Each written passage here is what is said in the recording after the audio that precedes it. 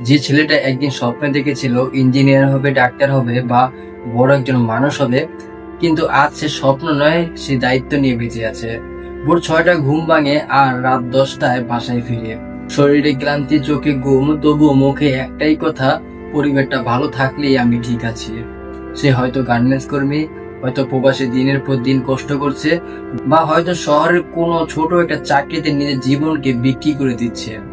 কেউ তার স্বপ্নের কথা জিজ্ঞেস করে না, কেউ জানে না তার ভিতরে না বলা কত কষ্টগুলো।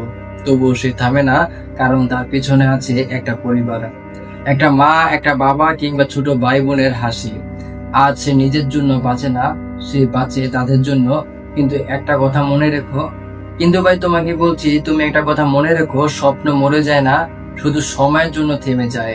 যেদিন পরিবারটা একটু দাঁড়াবে, সেদিনই তুমি বুঝবে, আবার নিজের স্বপ্নকে জাগিয়ে তুলবে।